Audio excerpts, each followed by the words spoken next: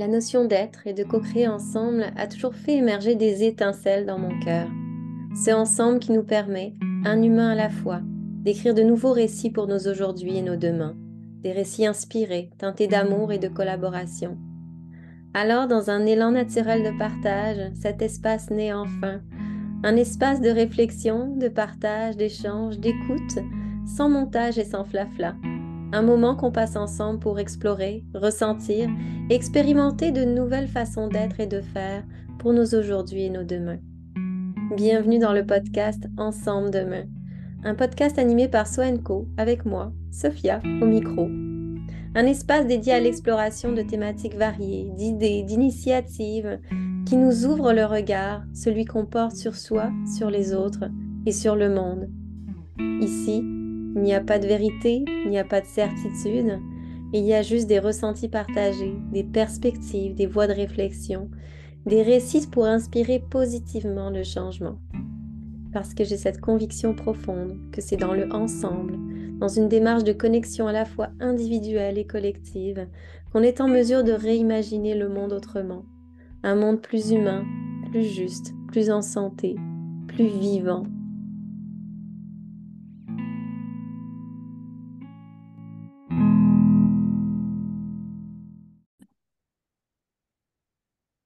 Alors, bienvenue dans ce tout nouvel épisode du podcast où on explore des idées, des initiatives aussi qui façonnent positivement notre monde aujourd'hui, mais aussi celui de demain.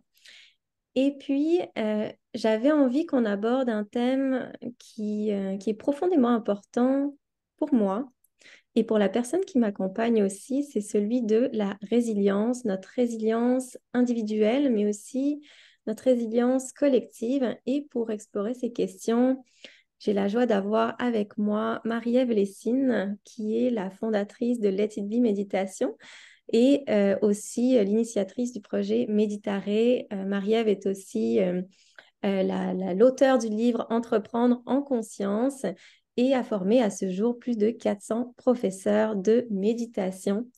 Alors, ensemble et dans une perspective où la pleine conscience sera probablement au centre, on va explorer quel lien il y a à faire entre la résilience et la pleine conscience, puis aller concrètement dans ce projet-là, Méditaré, pour voir comment est-ce qu'on peut mettre en action ce qu'on a à l'intérieur de nous. Alors Marie-Ève, merci infiniment encore d'être là.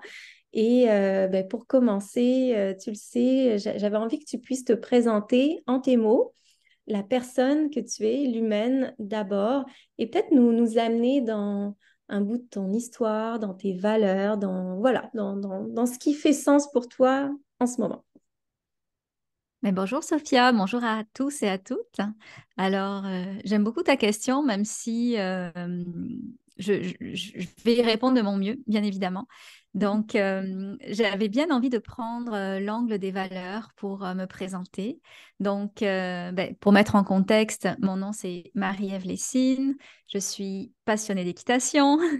J'ai créé une entreprise qui s'appelle Let It Be Méditation, puis c'est une école de méditation pour grand public, mais aussi avec l'esprit créer, euh, de créer un réseau finalement d'entrepreneurs conscients que je forme à la pleine conscience, parce que la pleine conscience, ça déborde des centres de yoga, c'est vraiment pour tous et on peut, n'importe qui fait œuvre dans son travail peut le faire en pleine conscience et c'est là où il peut prendre le step de plus pour...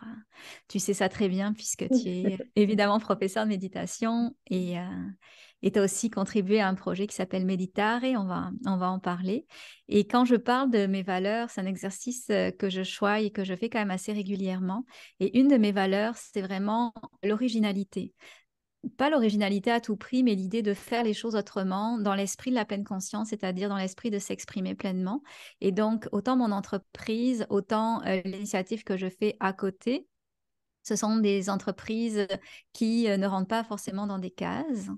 Une autre de mes valeurs, c'est vraiment la liberté. Et c'est pour ça aussi que j'ai créé ma propre entreprise, pour pouvoir avoir cette liberté-là, qui fait pas en sorte que je travaille moins ou autre, quoique j'ai quand même une vie assez lente et douce, mais je le fais selon mon propre rythme. Donc, je sais que c'est un mot qui t'est Hmm. cher aussi, la question du rythme.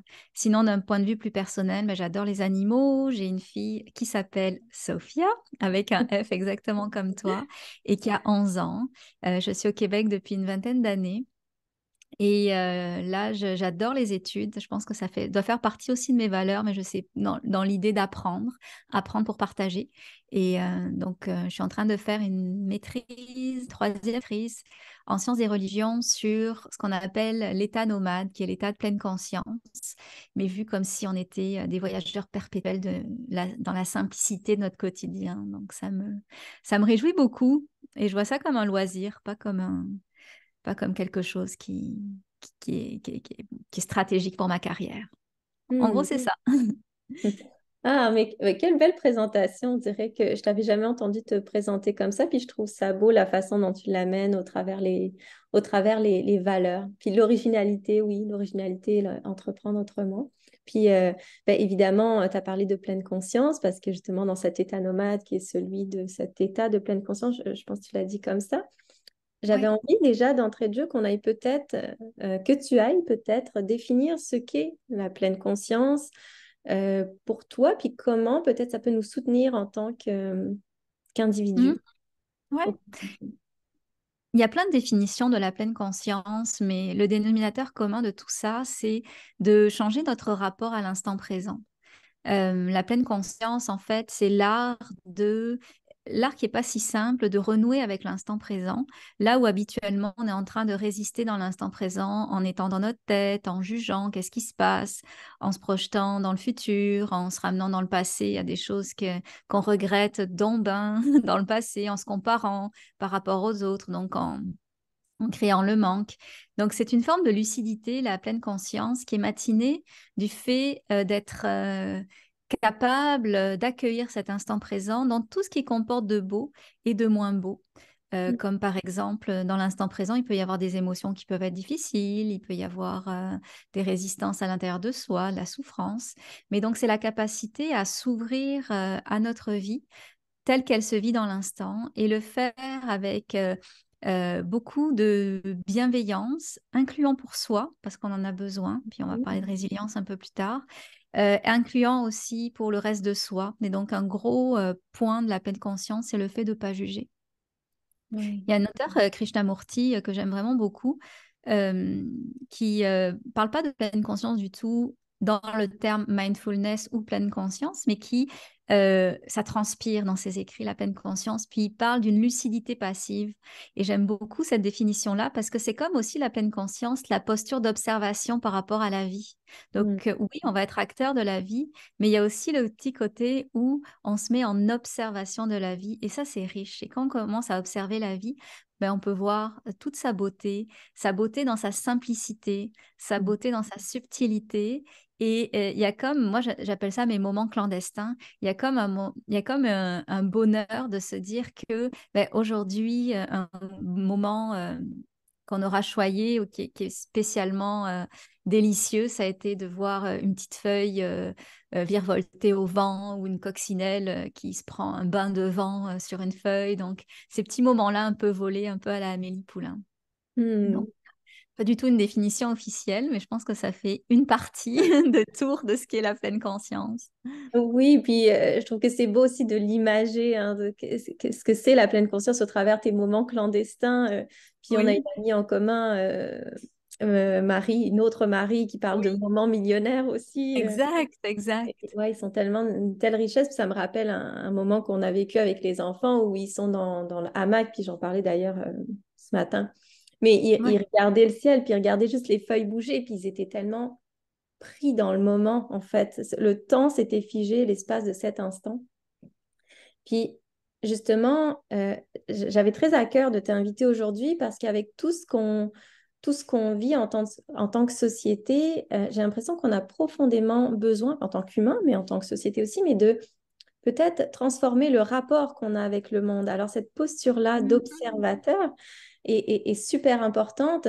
Et donc, on parlait que le thème d'aujourd'hui, c'était celui de la résilience. Puis justement, j'avais envie que tu nous amènes, après avoir défini ce que ça représente pour toi, la pleine conscience, qu'est-ce que c'est la résilience pour toi? Puis quel lien est-ce que tu ferais entre résilience et pleine conscience de manière Oui. plus développée que ce que tu nous as déjà partagé? Oui, en fait, c'est sûr que la résilience, j'ai peut-être un peu moins ma définition de la résilience, comme je peux avoir ma propre conception de la pleine conscience avec tout ce que je l'ai étudié depuis 20 ans. Mais par rapport à la résilience, c'est la petite cousine de la pleine conscience et j'adore une auteure qui s'appelle Rachel Thibault qui a créé un modèle des 5 C quand elle parle de résilience. Donc, c'est peut-être un peu moins personnel, mais c'est un peu plus percutant quand on parle de résilience. Il y a ce modèle des 5 C qui est que finalement, la résilience, ça se tricote à travers la contribution qu'on donne au monde, à travers la communion avec les gens qu'on aime, à travers la contemplation. Donc ici, on fait le lien avec la pleine conscience, à travers la centration, puis à travers la création. Donc évidemment, tout ça a été expliqué, documenté dans tout ce qu'elle a écrit. Et la résilience, la façon dont elle l'a amenée, c'est elle est allée à la rencontre partout dans le monde, donc partout sur la planète Terre, de personnes qui ont vécu des grosses épreuves. Et ils ont demandé ben, comment vous avez fait pour vous en sortir. Et c'est à travers ça qu'elle a dégagé ce modèle-là. Et ce modèle, je l'aime beaucoup parce que c'est comme si il donnait la clé pour pouvoir sortir un petit peu de nos traumatismes. Et quand on parle de traumatisme, il faut pas voir ça comme pas de traumatisme parce que je suis pas allée en Afghanistan faire la guerre ou je suis pas allée en Irak faire la guerre. En fait, on est tous des traumatisés en puissance. Donc déjà traumatisés notre enfance parce que ben, malgré l'enfance, même si vous avez eu une enfance idyllique, il y a forcément des gens qui ont joué sur votre péché. Donc, cette résilience-là, c'est comme si elle était nécessaire vraiment à tout le monde. Donc, en allant, en comprenant ces modèles-là qui sont tout simples et qui sont c'est ça, très abordables, ben, c'est comme si on venait prendre soin de nos traumas intérieurs. Et comme société, avec ce qu'on a vécu récemment, avec la COVID, avec la, même les suites de la COVID, donc tout ce qui a gravité autour, il y a vraiment quelque chose à connaître et comprendre pour prendre soin de soi un petit peu différemment ou de manière complémentaire. Et quand moi je parle de résilience, c'est sûr que dans mes travaux, notamment dans la maîtrise que je suis en train de faire à l'UQAM en sciences des religions, sur la question de la résilience, il y a la question que j'avais envie d'aller choyer, qui était aussi la question de la souffrance. Et là, ben, je suis allée chercher des modèles qui démontrent à quel point, finalement, libérer cette souffrance-là, donc créer la résilience et libérer la souffrance qui est encapsulée dans nos corps, libérer cette souffrance et aller ressentir en conscience les émotions, les images, les traumatismes qu'on pouvait avoir. Donc, oui. Il y a vraiment un lien fort entre résilience, souffrance, pleine conscience. Puis, c'est plein d'espoir, tout ça.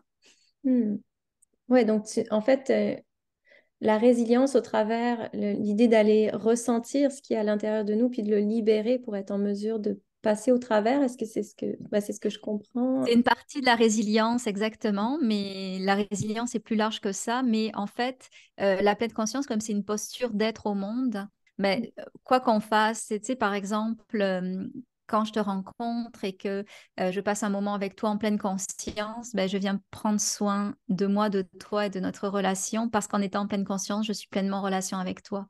Ou quand, par exemple, je suis en train de créer quelque chose, en ce moment, je me mets à faire je ne sais même pas comment ça s'appelle, mais tu fais pas la courte pointe, mais en tout cas, c'est un truc avec des aiguilles. Puis c'est te dire à quel point je suis pas spécialiste, mais ça me calme ça, j'adore ça. C'est J'essaie de chercher. donc bref, ouais, de la broderie, c'est ça, c'est de la broderie. Ah Donc oui. je fais des personnages en broderie dans des trucs déjà euh, pré-mâchés. Mais donc du coup, c'est ça, je fais mes petits points de broderie. Puis ça, c'est comme une forme de création que je fais en pleine conscience parce que je suis totalement dédiée. Donc faut voir que finalement, l'interface avec laquelle on aborde les choses, j'adore l'expression que tu as utilisée il y a quelque temps, transformer le rapport qu'on a au monde. Donc, à travers la pleine conscience, grâce à la pleine conscience, ben, c'est ça qui va pouvoir nous permettre de faire plein d'activités de résilience qui peuvent venir nous aider, puis soigner aussi les gens autour de nous. Oui, puis oui, mais c'est beau ce que tu dis. J'entends beaucoup cultiver dans ce que tu dis parce que finalement, c'est pas nécessairement quand on est dans un état de souffrance. Là, ce que tu partages, c'est qu'au Ouais. quotidien, même au travers de ton activité de broderie, ben, tu t'en vas cultiver ces moments-là de présence et donc de créer des moments, tu sais, je parlais justement de transformer notre rapport au monde, mais d'être en capacité, comme disait Christophe André là, dans le livre Méditer jour après jour, mais il parle de réussir à être touché par le monde, à être, je ne Ouais. sais plus comment il l'avait dit, mais je trouvais ça tellement beau de retrouver ce rapport-là avec le monde où on est en capacité d'être touché, d'être ému, puis ça en soi, et puis ça c'est ma perspective, mais ça vient cultiver cette résilience, cette capacité d'être en résonance avec le monde, ce rapport au monde qui change et donc cette capacité d'adaptation aussi face aux aléas de la vie. Je trouve ça très beau comment tu l'amènes. Euh, et puis alors là, attends, là, j'ai perdu. J'avais envie de te poser une autre question, mais j'ai perdu mon point. Mais je vais m'en aller dans le concret parce que ici, l'idée, c'est justement d'aller amener des notions, des concepts, de les explorer, mais aussi d'aller dans le concret. Parce qu'il y a Mhm. ce côté-là on cultive quelque chose en nous, mais comment est-ce qu'on se met dans l'action?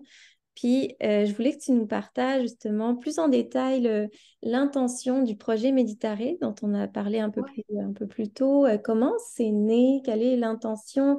Ouais, quelle vision tu as au travers de ce projet-là? Comment ça te met, toi, en action? Et peut-être le lien avec le rythme aussi, parce qu'au début, tu as parlé d'un sujet qui nous tient à cœur toutes les deux. Peut-être le lien avec le rythme dans tout ça. Bref, Ouais. j'ai posé 1000 questions. Fait que vas-y, comme tu le sens.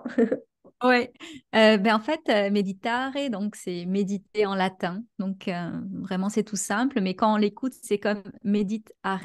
C'est ce que j'ai voulu, c'est comme créer des affiches, des affichettes avec un code QR qui amène à la personne qui scanne ce code QR directement à son oreille. Une pièce qu'on pourrait appeler contemplative, qui peut être de la poésie, une méditation, de la musique, une réflexion. Donc, quelque chose de beau et de contemplatif qu'on peut aller glaner au détour des rues, des forêts, des sentiers, bref, un peu partout. Donc, Méditare, c'est vraiment un projet qui m'a beaucoup animée parce que il est né il y a longtemps, puis j'ai appelé ça mon projet des codes QR. Il est même né au temps des Pokémon. Je pense que c'était en 2020, en tout cas pendant la pandémie. Les gens attrapaient des Pokémon. Je me disais, ah, si on pouvait attraper des méditations plutôt que des Pokémon, ce serait vraiment abstrait. Et bref, après, ça a cheminé. J'ai appelé ça mon projet des codes QR. Mais c'est après une retraite de 10 jours où là, j'ai eu comme un élan de donner quelque chose de gratuit au monde sous un peu le format. Il y a des logiciels qui sont gratuits. Je pense que ça s'appelle open source. Et donc, c'est des logiciels, des gens qui développent des logiciels, puis au lieu de les faire payer, ben, c'est gratuit. Puis moi, je voulais créer cette contribution-là, donc à travers mes affiches qu'on allait mettre un peu partout dans les villes, dans les campagnes, partout où la personne a envie de les créer pour pouvoir faire méditer ses concitoyens. Et dans le but de Méditare, c'était un peu mon offrande au monde. Moi, je suis celle qui héberge les méditations, crée les affiches, fait le lien avec les gens, etc. Mon but, c'était aussi un but vraiment fondamental pour moi, c'était de contribuer à la santé des artistes. Mm. Dans le sens où ce que j'appelle un artiste, c'est quelqu'un qui va comme créer une méditation, une poésie, de la musique, etc., dans l'esprit de méditare, donc très laïque, contemplatif, mais en même temps lui permettre donc de créer, d'offrir une petite partie de son art, bon, évidemment gratuitement, mais dans l'esprit aussi de se faire connaître dans sa communauté. Donc, Mm. l'esprit de Méditare, c'était un petit peu un esprit rebelle de se dire, on passe pas par les réseaux sociaux pour se faire connaître, on vient se faire connaître localement autour de chez nous. Donc, tu sais, par exemple, la prof de yoga qui veut créer sa méditation, puis qui a son centre de yoga. J'en ai une à Limoilou, c'est Caroline Alain qui a créé plein d'affiches tout autour de chez elle et elle se fait connaître un peu comme ça. Elle fait du bien à sa communauté. Et donc, ça permet vraiment de faire rayonner les artistes loin des réseaux sociaux en offrant une création et en contribuant au mieux-être de leurs concitoyens finalement. Donc, il y a l'interface, à la fois faire du bien en mettant ces affiches un peu partout, qui sont accessibles par un code QR et en aidant les artistes. Puis dans l'esprit de Meditare, donc Meditare, il y a l'esprit aussi de parler à l'intelligence des gens. Et ce que je prône beaucoup, c'est à la fin, par exemple, d'une méditation ou autre, c'est comme de venir poser une question qui va les faire réfléchir et qui va leur permettre d'avoir une suite un peu dans leur réflexion. Comme par exemple, c'est tout simple, mais j'avais fait une méditation que j'avais appelée le méditation de l'arbre. Puis après, j'avais ressorti une phrase de Gandhi qui disait que finalement, la vérité, c'était comme les feuilles d'un arbre. Nos vérités sont toutes distinctes, mais elles appartiennent finalement au même corpus. Donc, c'est juste comme une phrase, une bribe philosophique à la fin qui parle à l'intelligence des gens, puis qui fait un peu un pied de nez au fait que la plupart du temps, ben, on nous prend pour des débiles à travers les réseaux sociaux et à travers la télé, etc. Et l'angle de Méditare, quand je l'ai vraiment pensé, c'était vraiment...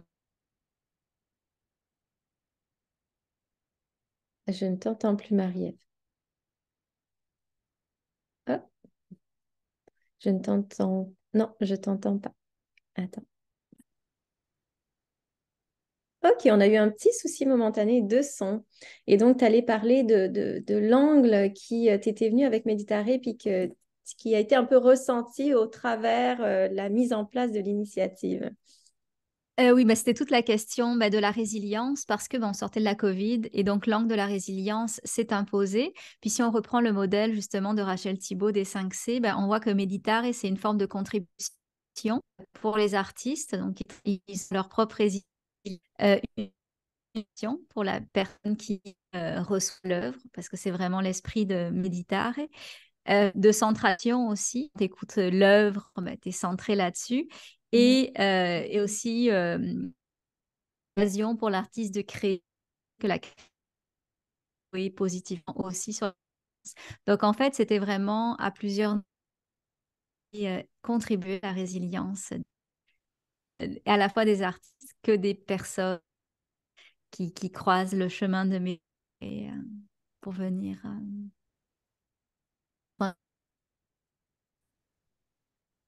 Ouais, mais c'est ça en fait que j'entendais quand on parlait, mais ce côté-là où c'est très dans l'échange, en fait, on est vraiment dans la transmission. À ce moment-là, ça va dans les deux sens. À la fois, ça vient nourrir ceux qui vont recevoir, qui vont écouter ces méditations-là ou ces poésies, puis à la fois, ça vient nourrir l'artiste, celui qui vient contribuer, qui vient déposer un bout de sa créativité, puis c'était ce que je trouvais magnifique. Puis là, justement, en lien avec Et la... c'est gratuit. Et c'est gratuit, oui, C'est c'est ça. gratuit. Oui. Et le fait d'en disposer un peu partout dans les villes, etc., en lien avec le développement d'une résilience plus collective, est-ce que tu aurais un mot à dire plus spécifiquement sur l'aspect collectif? Parce que ça part de l'individu qui vient nourrir sa résilience au Mhm. travers des 5C. Et collectivement, qu'est-ce que ça vient changer dans notre espace social? Euh, c'est quelque chose qui est de la prospective, mais ben, là, je suis en train de créer comme des partenariats avec des instances un petit peu plus qui chapeautent, tu sais, comme par les villes, des municipalités, loisirs, euh, des, des associations. Quand on va être un niveau un petit peu plus haut, donc quand Métard va être plus au niveau macro, peut-être de venir à un espace à placer le fait de ralentir la méditation être une nouvelle norme. Donc, quand des acteurs qui sont déjà dans les villes, je pense notamment, par exemple, le prochain que je veux aller c'est les Réunions. Je vais aller, par exemple, par bus, si projet méditer et propose des méditations aux arrêts de bus ou dans avec code QR, puis l'initiative Médita. Euh, euh, collectivement, il y a comme une compréhension que la contemplation et la méditation peut être une clé pour vraiment nous permettre d'œuvrer à plus de douceur, de résilience dans nos sociétés. Je ne sais pas si c'est clair à la façon dont je l'amène. Ben, oui, oui, c'est très clair. Je pense que c'est à la fois en amenant aussi une démarche collaborative finalement avec des plus grandes instances. Donc, à la fois, il y a cette Oui, tout collaboration. à fait. On ajoute un troisième volet finalement parce qu'il y a comment l'individu contribue, comment l'autre reçoit, mais comment il y a une autre instance, des partenariats qui peuvent naître de ce projet-là et qui peuvent aller soutenir ce projet-là, soutenir l'individu, soutenir la société. Et je trouve ça, oui, intéressant comment tu l'amènes et puis à quel point ça peut construire, co-construire une forme de résilience individuelle et collective. C'est comme ça que je l'accueille Oui, quand ouais. tu me partages. Puis justement, là, parmi les gens qui nous écoutent, on a beaucoup de personnes qui rêvent de beaucoup de choses pour le monde, puis qui ont envie de contribuer, ça fait partie de leur quête de sens. Euh, Comment est-ce qu'ils peuvent contribuer concrètement au projet Méditerranée? Comment ils peuvent faire? Qu'est-ce qu'ils font? Ça serait quoi la prochaine étape pour être dans Oui. l'action de contribution pour ce projet-là, par exemple? Oui, alors déjà, je vais faire une parenthèse, c'est que j'appelle les personnes qui contribuent les artistes, mais on n'a pas besoin d'être artiste ou de se sentir artiste pour contribuer. Si on aime écrire, si on aime guider des méditations, si on fait de la musique de manière en dilettante, évidemment, ben, tout le monde peut contribuer au projet Méditar et le plus important, c'est de créer son œuvre. Donc, en fait, c'est tout simple. J'ai créé comme une procédure que je veux quand même assez simple où la personne vient m'envoyer un petit POC d'intérêt en remplissant un formulaire qui est sur mon site. Donc, c'est Let It Be Méditation /Meditare, Meditare, donc aussi simple que ça. Et donc, à travers ça, moi, je vous envoie après comme une mini procédure pour venir créer votre œuvre, quoi mettre au début, parce qu'on veut vraiment, c'est ça, on veut quand même que ça reste laïque, on veut que ce soit, que ça puisse s'attacher à toutes sortes de croyances et on veut pas non plus faire peur à des instances. Donc, le côté Oui. laïque est vraiment très, très important. Et donc, je donne les petites balises comme ça et je propose, donc, c'est ça, d'enregistrer l'intro, d'enregistrer son œuvre quitte à moi après à créer comme une mini affiche que je renvoie par courriel et après la personne va juste l'imprimer là et idéalement évidemment lui mettre un petit plastique dessus pour pouvoir après aller l'afficher dans l'espace qu'elle aura choisi pour le faire. Et l'idée, c'est que ben, vous verrez, ceux qui sont intéressés, en allant sur mon site, il y a aussi tout un répertoire des œuvres qui ont déjà été plantées dans plusieurs villes, partout au Québec. Et donc, on peut retrouver via les codes GPS les endroits où on peut trouver les affiches. Évidemment, la vie étant ce qu'elle est, des affiches disparaissent. Donc, il faut Ben oui. c'est souvent à refaire, mais plus on va avoir de partenariats avec des municipalités ou des entreprises, ça c'est ma prochaine étape aussi, créer comme un réseau d'entreprises conscientes qui œuvrent à promouvoir la méditation, la contemplation, la résilience. Comme un peu toi, tu as créé ta fiche Méditare et au Café des Habitudes, mais au moins on sait qu'elle va rester là, tu sais, elle a moins de chances de disparaître que si elle est dans un boisé à Cap-Rouge où elle peut être enlevée par la ville, enlevée par des personnes qui ont voulu garder la fiche pour elle. Donc, il y a toujours cette idée-là qu'après, ben, on dépose la fiche là où on le souhaite, puis on laisse le temps après faire son œuvre et les gens écoutent sa contribution. Oui. Ça nous ramène à faire des promenades méditatives, puis à soit tomber spontanément sur des affiches, soit orienter nos promenades en fonction des affiches sur lesquelles on peut tomber. Mais donc, Ex- tout en simplicité pour contribuer. Puis ça, c'est super important, je trouve, dans ta démarche de contribution, d'amener de la simplicité là-dedans et d'amener aussi de l'inclusion. On n'a pas besoin d'être Oui, quoi que ce soit. On a juste besoin d'être dans cet élan-là, de contribuer, de déposer un petit bout de nous au monde.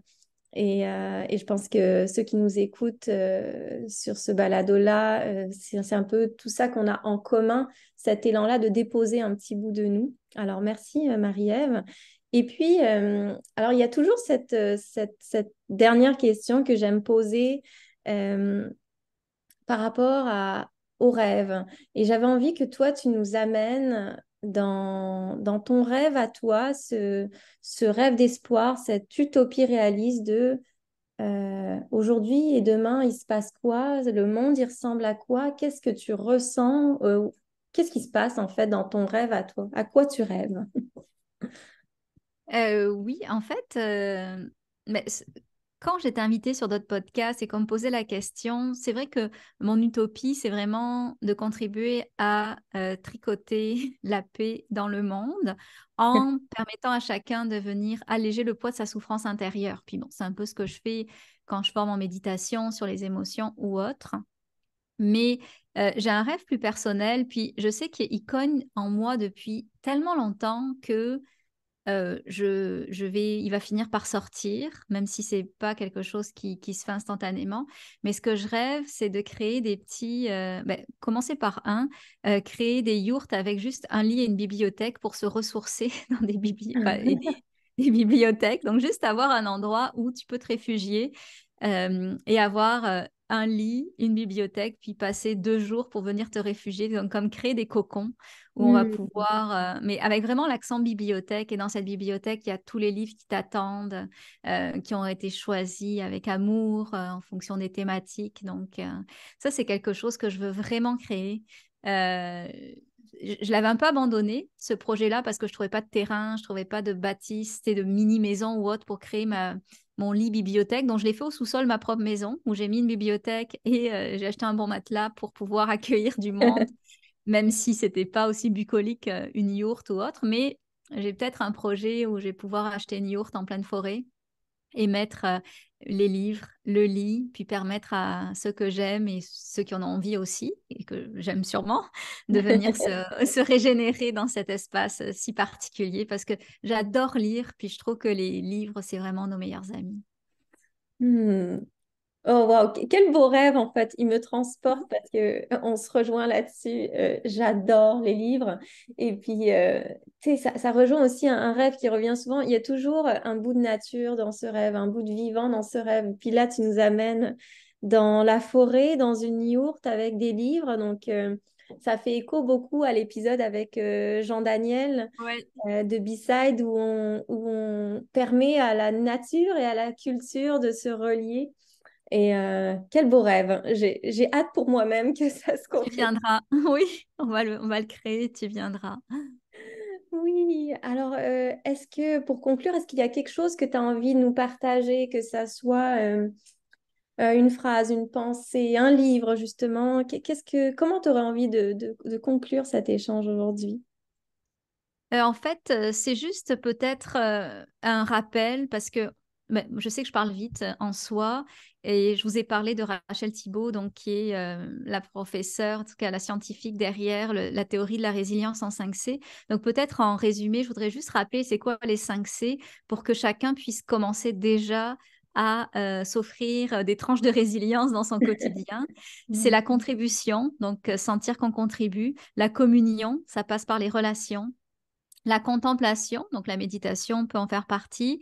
La centration, c'est dans son phrasé, ça veut dire faire quelque chose un peu de manière répétitive, comme jardiner, comme faire de la cuisine. C'est quelque chose où il y a vraiment l'idée de vigoureux et répétitif.